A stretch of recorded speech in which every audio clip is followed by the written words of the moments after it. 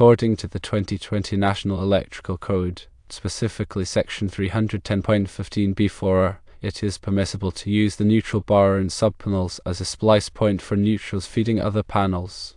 This section of the code addresses single-phase, 3-wire feeders supplying multiple distribution panels or switchboards.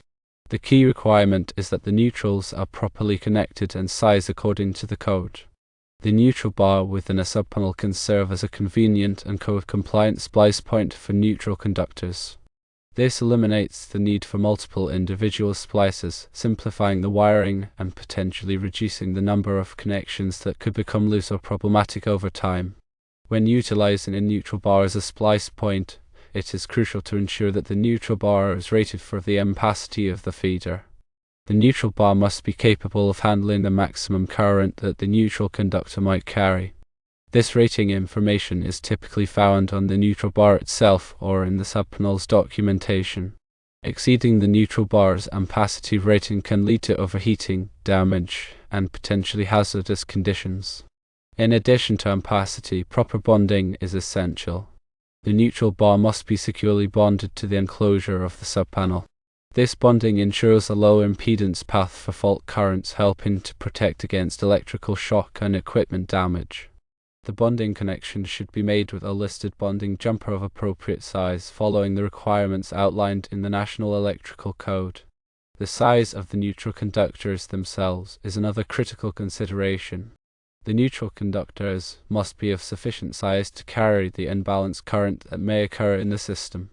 Unbalanced current arises when the loads on each leg of the single-phase system are not equal.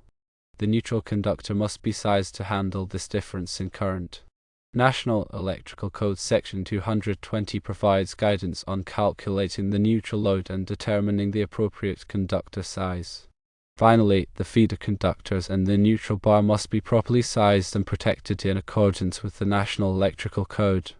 This includes selecting the correct wire gauge for the feeder conductors, based on the ampacity of the load and the length of the run. Overcurrent protection, such as circuit breakers or fuses, must be provided to protect the conductors and equipment from overloads and short circuits. The overcurrent protection devices must be sized appropriately for the ampacity of the conductors they are protecting. An alternative method to using the neutral bar as a splice point involves extending a solid neutral conductor from the first subpanel to the last subpanel, with taps coming directly off the neutral. This approach eliminates any potential concerns about loose connections or improperly torqued terminals at the splice point. It also ensures a continuous, unbroken neutral conductor throughout the system. The choice between using the neutral bar as a splice point and running a solid neutral conductor depends on the specific design and installation requirements of the project. Both methods are acceptable under the National Electrical Code, provided that all applicable requirements are met. Firstly, carefully consider the ampacity rating of the neutral bar in each subpanel to ensure it can handle the anticipated neutral current. Secondly, ensure proper bonding of the neutral bar to the subpanel enclosure for safety and fault current protection. Thirdly, correctly size the neutral conductors to accommodate any potential imbalanced current in the system. Fourthly, provide adequate overcurrent protection for the feeder conductors and the neutral bar. Fifthly, when making connections at the neutral bar, use appropriate connectors and torque them to the manufacturer's specifications. Sixthly, visually inspect all connections to ensure they are secure and properly made. Seventhly, if using a solid neutral conductor, ensure that the taps are made using approved methods and connectors. Eighthly, consider the ease of installation and maintenance when choosing between the two methods. Ninthly, consult with a qualified electrical inspector to ensure that the installation complies with all applicable codes and regulations. Tenthly, document the installation thoroughly, including conductor sizes, overcurrent protection ratings, and connection methods. Remember that electrical work can be dangerous, and it is essential to follow all safety precautions and guidelines. If you are not qualified to perform electrical work, it is best to hire a licensed electrician to do the job. Code compliance is also critical for ensuring the safety and reliability of the electrical system. Always refer to the latest edition of the National Electrical Code and any local amendments when designing and installing electrical systems. The National Electrical Code is a comprehensive set of standards that covers all aspects of electrical installations, from wiring methods to grounding and bonding. Following the code helps to minimize the risk of electrical hazards and ensure that the system operates safely and efficiently. The National Fire Protection Association, or NFPA, publishes the National Electrical Code. It is updated every 3 years to reflect the latest technological advancements and safety practices. It is important to stay up to date with the latest edition of the code to ensure that your electrical installations are compliant and safe. Electrical systems can vary in complexity, and different types of systems may have specific requirements. For example, a commercial electrical system will typically have different requirements than a residential electrical system. It is essential to understand the specific requirements of the electrical system you are working on and to design and install it accordingly. Consider factors such as the voltage, current, and frequency of the system, as well as the types of loads that will be connected to it. It is also important to consider the environmental conditions in which the electrical system will be operating, such as temperature, humidity, and exposure to corrosive substances. It is crucial to consider the long-term reliability and maintainability of the electrical system. Choose components and materials that are durable and resistant to wear and tear. Design the system in a way that allows for easy access to components for maintenance and repair. Provide adequate ventilation for electrical equipment to prevent overheating. Regularly inspect and test the electrical system to identify any potential problems before they become serious. In summary, when working with subpanels and neutral conductors, it is important to understand the relevant National Electrical Code requirements, including those related to neutral bar ampacity, bonding, conductor sizing, and overcurrent protection. By following these requirements and adhering to safe electrical practices, you can ensure a safe and reliable electrical installation. Always consult with a qualified electrician or electrical inspector if you have any questions or concerns. Electrical safety is paramount. Working with electricity can be dangerous if not done correctly. Always de-energize circuits before working on them and use appropriate personal protective equipment, such as insulated gloves and safety glasses. Follow lockout/tag-out procedures to prevent accidental energization of circuits. Be aware of potential electrical hazards, such as exposed wires and damaged equipment. If you are not comfortable working with electricity, it is best to hire a licensed electrician to do the job. In addition to the technical aspects of electrical installations, it is also important to consider the aesthetic aspects. A well-designed electrical system should be both functional and visually appealing. Conceal wiring whenever possible and use neat and organized wiring methods. Choose electrical fixtures and devices that complement the style of the building. Consider the placement of electrical outlets and switches to ensure they are convenient and accessible. A well-designed electrical system can enhance the value and appeal of a building. Electrical systems are constantly evolving, with new technologies and innovations emerging all the time.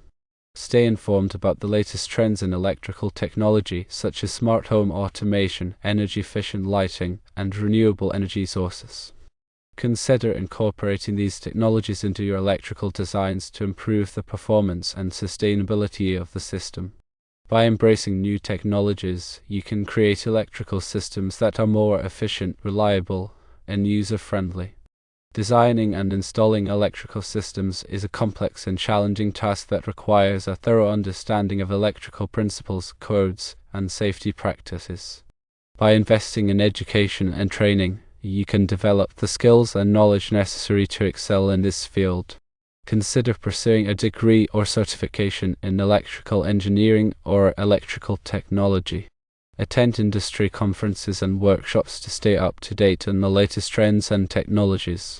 Join professional organizations such as the Institute of Electrical and Electronics Engineers to network with other professionals in the field. With dedication and hard work, you can build a successful career in the electrical industry. When using the neutral bar as a splice point, proper torque of the connections is paramount. Loose connections can cause heat, arcing, and even fire. Use a torque wrench to tighten the connections to the manufacturer's specified torque value. This ensures a secure and reliable connection that will not loosen over time. Inspect the connections regularly to ensure they remain tight. If you find any loose connections, retorque them immediately. Remember that electrical systems are dynamic and subject to vibration and thermal expansion, which can cause connections to loosen over time. Regular maintenance and inspection are essential for ensuring the long-term reliability of the system. When tapping off a solid neutral conductor, use approved methods and connectors. Avoid using wire nuts for tapping into solid conductors, as they can be unreliable and prone to loosening. Instead, use insulated tap connectors or other approved methods that provide a secure and reliable connection. Follow the manufacturer's instructions carefully when installing tap connectors to ensure a proper connection. Inspect the tap connections regularly to ensure they remain tight and secure. When working with aluminum conductors, use connectors that are specifically designed for aluminum. Aluminum conductors expand and contract more than copper conductors, so it is important to use connectors that can accommodate this expansion and contraction. Use an antioxidant compound on aluminum conductors to prevent corrosion. Corrosion can increase the resistance of the connection and cause it to overheat. Properly clean and prepare the aluminum conductors before making the connection. Follow the manufacturer's instructions carefully when installing aluminum connectors. When running conductors and conduit, be sure to follow the fill requirements specified in the National Electrical Code. Overfilling conduits can make it difficult to pull conductors and can also damage the conductors. Use the appropriate size conduit for the number and size of conductors you are running. Lubricate the conductors with a pulling compound to make it easier to pull them through the conduit. Avoid kinking or damaging the conductors during the pulling process. When terminating conductors at circuit breakers or other devices, be sure to use the correct type of terminals. Use terminals that are listed and labeled for the type of conductor you are using. Properly torque the terminals to the manufacturer's specified torque value. Avoid over-tightening or under-tightening the terminals, as this can damage the connection. Inspect the terminals regularly to ensure they remain tight and secure. When installing ground fault circuit interrupters, or GFCIs, be sure to follow the manufacturer's instructions carefully. Test the GFCIs regularly to ensure they are functioning properly. GFCIs are designed to protect people from electrical shock, so it is important to make sure they are working correctly.